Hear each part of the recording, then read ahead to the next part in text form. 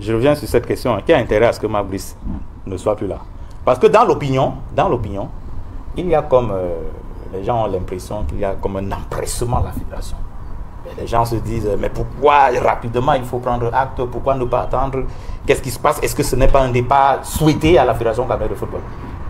Quel est votre avis sur la question? Alors, Cyril, vous savez, je suis un homme de vérité. Et j'aime dire la vérité, même si elle peut, n'est-ce pas, blesser et frustrer quelques personnes. La question que vous me posez, c'est une question pertinente. Mais il y a plusieurs choses que mon estimé aîné a dites tout à l'heure qui sont tellement importantes que je ne pourrais me soustraire de l'obligation d'y apporter des réponses, puisque justement c'est à la même question qu'il répondait. Alors, le cas de M. Marc Brice, c'est un cas assez délicat. Et j'invite les Camerounais à beaucoup de vigilance et à beaucoup de sagesse. Alors, il y a plusieurs problèmes juridiques que ça pose. Plusieurs, je dis bien plusieurs. Vous posez la question de savoir qui a intérêt à ce que Marc Brice parte. J'aimerais d'abord rappeler quelques faits en quelques secondes. La Fédération camerounaise de football a été mise en copie. Ça veut dire qu'il y a une lettre principale qui a été adressée à l'employeur. Elle n'est pas principale destinataire. Oui, mais elle a été mise en copie. Ça veut dire que le ministère aurait donc reçu une lettre de démission. D'ailleurs, dans la correspondance du ministre, vous n'allez voir nulle part, dans aucun paragraphe, où il dit qu'il n'a pas reçu de lettre de démission de Marc Brice. Lorsqu'on entend parler, il dit qu'il a eu Marc Brice au téléphone. Mais il n'y a pas un endroit, il n'y a aucun paragraphe qui dispose que, ou alors dans lequel le ministre explique qu'il n'a pas reçu, ou alors qu'il a reçu une lettre de démission venant de Marc Brice. Ça pose quand même un problème. Non, mais il le dit quand même dans le courrier du 25, parce qu'il y a eu un échange épistolaire entre c'est juste pour vous... Il ne dit pas, je dis bien... ça, c'est le courrier du 25. Moi, je pense que là, il répondait à un autre courrier de la Fédération. Alors je lis juste un bout. Il dit... en tout premier lieu, il convient d'indiquer qu'aucune notification formelle, expresse et dûment authentifiée faisant état de la démission de Marc Brice ne nous est parvenue à ce jour. Bon, ça c'est ce qu'il dit, n'est-ce pas? C'est ce qu'il dit. C'est ce qu'il dit, mais j'ai dit donc... Vous n'y croyez pas? J'ai dit que, même dans ce que vous dites, il n'est nulle part mentionné que Marc Brice ne nous a pas déposé ici, n'a pas transmis lettre de démission. Nulle part. Ce terme-là, je ne veux pas avoir affaire au ministre parce qu'on n'a pas un problème de personne. C'est une institution. Je dis qu'il est très politisé. Alors, voici ce qu'il faut retenir. Nous avons ce qu'on appelle en droit des antécédents.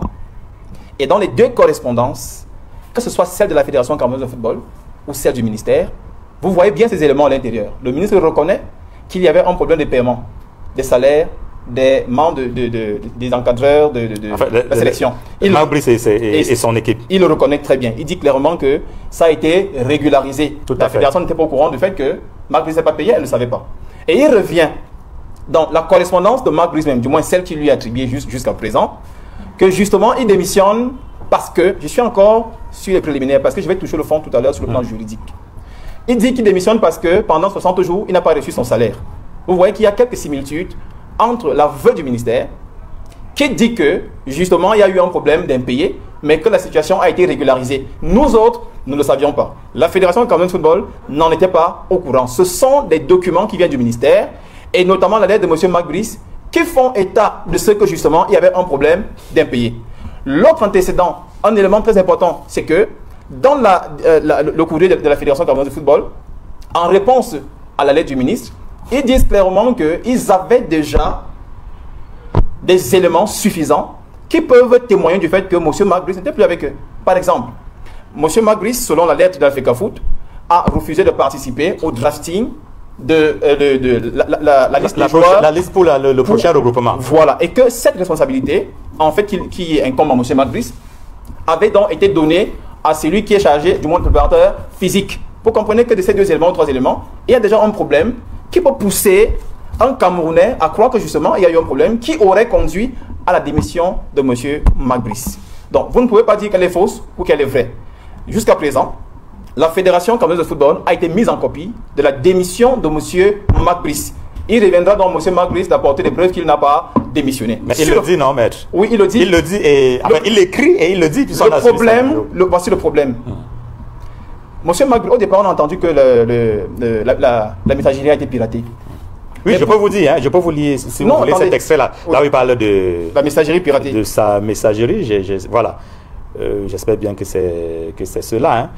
Je tiens ici, il dit, je n'ai jamais rédigé ni transmis un quelconque courrier de démission. Il apparaît à l'examen des éléments en ma possession que ma messagerie a très probablement été compromise. Ce piratage aussi regrettable qu'inhabituel a visiblement semé le trouble. Bon, voilà. Alors cela voulant donc dire que ces sociétés de courrier que nous connaissons très respectueuses ont certainement été achetées par un groupe d'individus pour, n'est-ce pas, faire du mal à M. Marc Brice, et j'en doute. Sur le fond, et j'aimerais que les Camerounais écoutent bien de quoi nous sommes en train de parler. J'ai entendu dire que M. Marc Brice a été recruté par le ministère et que comme le contrat est la loi des partis, la Fédération camerounaise de football n'a pas mot à dire. Il est important de relever ici qu'en matière de mise à disposition, la législation camerounaise a prévu 2 actes. Le premier acte étant dans ce qu'on appelle le contrat principal dans le travail. Le second étant dans ce qu'on appelle l'acte de mise à disposition. Et vous allez voir, pour ceux-là qui sont régis, l'agent public qui sont régis par le Code du travail, au niveau de l'article 26, c'est clairement mentionné, la mise à disposition, c'est un acte juridique. Ce qui veut dire que vous ne pouvez pas dire que cette affaire n'appartient que n'est qu'une affaire qui concerne Marc Brice et le ministère. Non, la FECAFOOT est partie à ce contrat. Par exception à l'article 23 du même Code du travail, qui n'est-ce pas a prévu 2 parties, c'est-à-dire que l'employeur et l'employé. Dans le cadre de la mise à disposition, il y a un 3e acteur. Et qu'il faut noter, sans avoir à revenir sur le décret de 78, BA 484, qui a été modifié par celui de 82, BA 100, qui n'est-ce pas régit les travailleurs des agents publics qui sont régis par le Code du travail, sans revenir là-dessus, il est quand même important de relever un point aussi très important. C'est que lorsque Marc Brice a été recruté, entre guillemets, parce que jusqu'à présent j'ai un problème avec ce recrutement, puisque eux-mêmes parlent bien de contrat d'engagement, c'est par là que je vais chuter. Lorsque Marc Brice a été recruté, il n'a pas été recruté comme sélectionneur. Écoutez très bien ce que je dis. C'est sa mise à disposition qui fait de lui un sélectionneur. Il a été recruté comme quoi? Comme agent public de l'État, dépendant du ministère des Sports. C'est ce qui doit se passer. Parce que l'article 67, 68 et 69 de la loi 2018 ont clairement prévu que les collectivités territoriales décentralisées et l'État peuvent mettre à la disposition des fédérations nationales sportives des agents selon leurs besoins. Donc, il est question d'abord que dans le premier contrat, que Marc Brice soit recruté en tant qu'agent public dépendant du Code du travail. Maintenant qu'il soit sélectionneur, dans le cadre de la mise à disposition, ça veut dire que le ministère pouvait également l'envoyer ailleurs. Il pouvait être détaché comme il est policier, peut-être détaché quelque part. Non, il est sélectionneur. Non, attendez, non, je dis, non, ce n'est pas une attaque. Il est sélectionneur. Attendez, non, il est entraîneur de football. Il est entraîneur de football. J'ai dit que ce n'est pas une attaque. C'est une manière de dire que lorsqu'on recrute quelqu'un, le ministère dispose de son agent comme il veut. Le ministère l'a donc mis à la disposition de la fédération. C'est donc en ce moment-là qu'il devient sélectionneur. Alors, dans le cas d'espèce, Marc Brice ne dit pas qu'il démissionne en tant qu'agent public. Il dit qu'il démissionne comme sélectionneur, du moins selon le document que nous avons, comme sélectionneur. Il retourne à son administration d'origine. Ça veut dire que c'est à la fédération qu'il parle. Pourquoi? Parce qu'on parle de sélectionneur simplement parce qu'il a été mis à la disposition d'une fédération sportive nationale, notamment celle du football. Mais avant ça, Marc Brice est d'abord agent public relevant du Code du travail. Pour finir, alors il y a quelque chose qu'il faut également savoir. Ça, je suis en train de répondre à ce que mon aîné disait tout à l'heure. Tout à l'heure, il a dit beaucoup de choses. Il a dit que M. Marc Brice, bon, du moins, il faudrait que la Fédération camerounaise de football se charge donc du football. Si tant est qu'elle veut être, en tout cas, celui qui recrute les sélectionneurs. Et il maintient que M. Marc Brice est sélectionneur. Alors, moi, je vais dire ceci. Jusqu'à présent, M. Marc Brice est lié par un contrat d'engagement. Il n'est pas encore lié par un contrat de travail en bonne et due forme.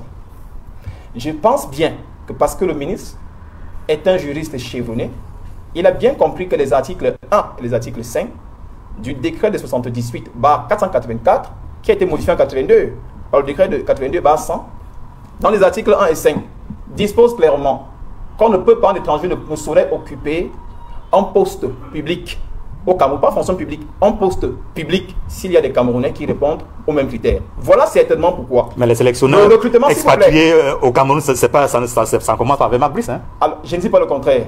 Je vais dire quand même, parce que j'ai entendu des gens dire qu'il y a la Lex FIFA. Mais quand vous prenez l'article 1, alinéa 4 du règlement du statut du joueur de la FIFA, qu'est-ce qu'il dit?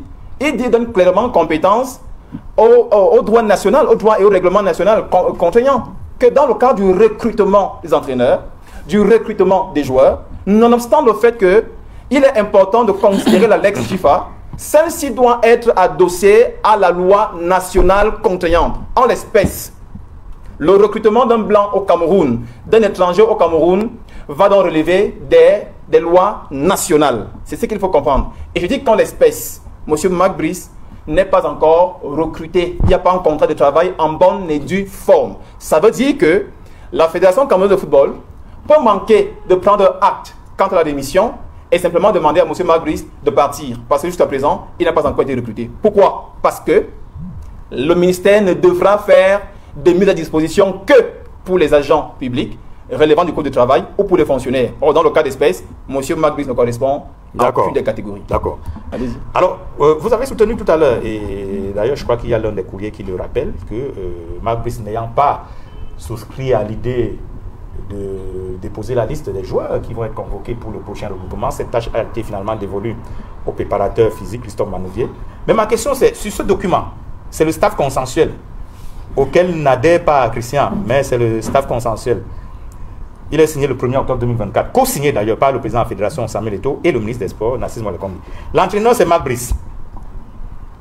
L'assistant Joachim Mununga. Il y a Gianni Luxuri qui est l'analyste vidéo. Les superviseurs François Mambiyik, Achou Sipran. Entraîneur adjoint numéro 1, Tungu Pile. Numéro 2, Pagou David. Entraîneur des gardiens, Kamini Idriss, Aliou Mbouka, ainsi de suite. Alors, ce que je veux poser comme question, si donc Mac Brice ne peut pas composer une liste, il y a toute une liste de personnes avant d'en arriver à Christophe Manouvier qui lui est préparateur physique. Il y a des adjoints, ceux soutenus même par la fédération, Tungu Pile, David Pagou. Pourquoi on ne leur demande pas de faire la liste? Ok, d'accord. On est allé jusqu'à Manouvier.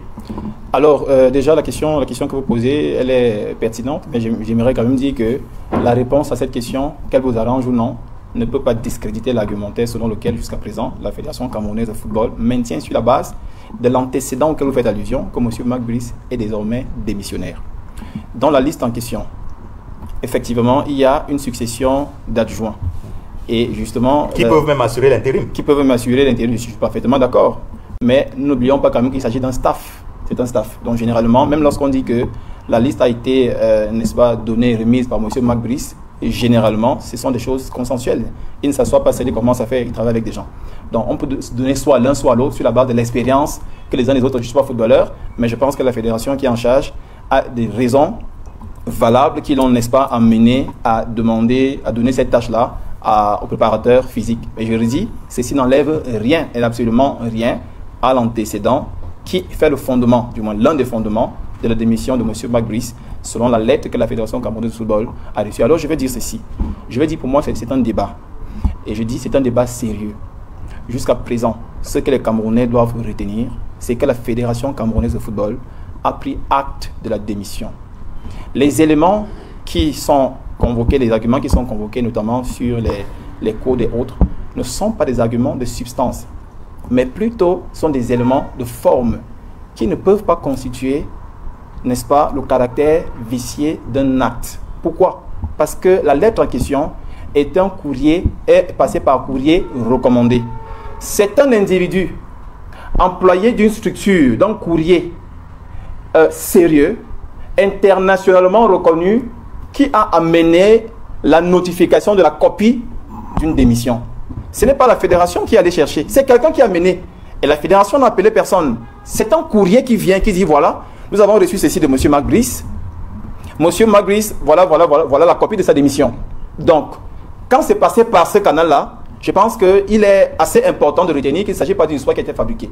C'est justement passé par des canaux normaux, des canaux formels, notamment un courrier, une lettre par courrier recommandée. Alors, il y a beaucoup de choses qui se disent, c'est beaucoup de choses qui sont dites tout à l'heure. N'est-ce pas pour... j'ai entendu dire tout à l'heure que la fédération n'a jamais digéré l'article 9 de la convention, ainsi de suite. Alors, il faut comprendre quelque chose, parce que les gens veulent qu'on revienne sur cette... Vous allez nous ramener tous les deux? Non, c'est mais vous répondez. Non, je pas pour vous empêcher de répondre. Non, c'est pour dire... Non, c'est important de réagir, simplement. Pour dire que, justement, ce problème là-dedans ne s'oppose plus. Parce que vous avez quand même vu qu'il y a eu accalmie depuis un certain moment. Malgré les petits soubresauts, il y a eu accalmie depuis un certain moment. Vous voyez que les partis essayent de fonctionner ensemble. Sur l'article 9... La paix des braves. Sur l'article 9, ce qu'il faut retenir, avant d'arriver à l'article 9, il y a deux articles qui sont importants.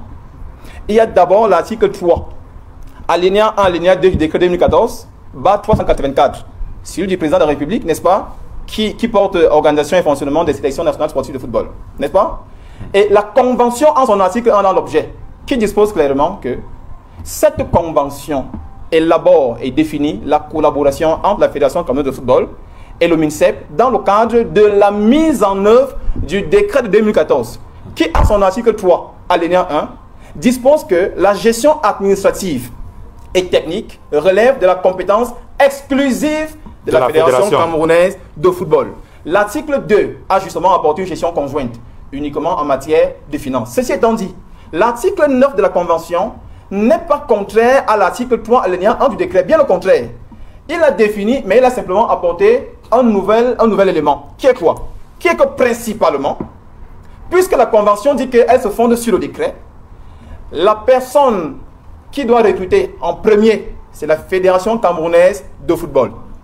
Et maintenant, dans l'esprit de ce texte, si la Fédération en est incapable, elle peut donc demander, ou alors du moins, l'État peut donc mettre à sa disposition un sélectionneur, du moins un personnel d'encadrement technique. Il ne s'agit nullement du fait que c'est le ministère qui doit le faire. Non, c'est la fédération qui doit le faire. Maintenant, si donc la fédération pour le recrutement, la fédération a la préséance. Elle a la préséance. Je dis parce que la convention est fondée sur le décret. Il n'y a pas de débat là-dessus. Elle a la préséance. Maintenant, sur le paiement des membres de l'encadrement technique, mais j'ai l'impression que les gens font du chantage. La Fédération camerounaise de football, quoi qu'étant une association privée, a reçu ce qu'on appelle la délégation du service public du football.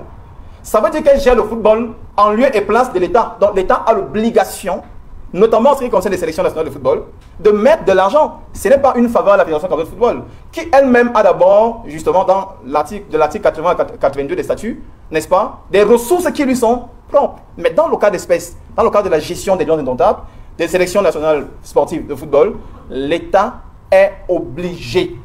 Parce que justement, les lions indomptables, c'est sa propriété. Mais si la gestion de ces lions indomptables a été remise à la fédération, il faut qu'elle lui apporte des moyens d'accompagnement. Pour assurer cette gestion. Pour finir, je vais te dire que M. Marc Brice, jusqu'à présent, selon le document de la Fédération camerounaise de football dans lequel il prend acte, n'est plus sélectionneur de lions indomptables. Peut-être, justement, comme le ministre a dit, que la fédération n'a pas voix au chapitre parce que c'est un contrat entre personnes. D'accord, le contrat qu'il a recruté n'incombe pas la FECAFOOT, mais c'est lui l'acte qui le met à la disposition de celle-ci, lui peut donner compétence à la fédération de prendre acte et dire que désormais, celui que vous nous avez affecté a dit qu'il a démissionné. Tant que je n'ai pas d'éléments suffisants qui prouvent qu'il n'a pas démissionné, je maintiens qu'il a démissionné. Donc pour le moment, M. Marc Brice est démissionnaire. Je crois que c'est ce qu'il aurait dû faire. Il aurait dû plutôt faire ce qu'on appelle la rétraction. Vous voyez, la rétraction, c'est normal. En droit politique camerounais en matière sociale du travail, les textes ont prévu qu'il est possible de faire rétraction d'une démission, notamment lorsqu'il y a eu démission par violence ou alors démission par émotion. Donc il dit qu'il n'a pas été payé pendant 2 mois, du moins selon la dette qui lui a été attribuée. Il y a donc une déception. Il pouvait dire sur cette base-là que, voilà, j'ai d'abord démissionné, mais parce que j'étais déçu. Maintenant, j'ai pris connaissance de mon erreur et maintenant, je reviens donc. Mais lui dit qu'il n'a jamais démissionné. Et la fédération dit qu'il a démissionné. Il a démissionné, donc c'est sa parole contre celle de la fédération. Mais pour le moment, la fédération qui l'exploite dit qu'il a démissionné. Alors.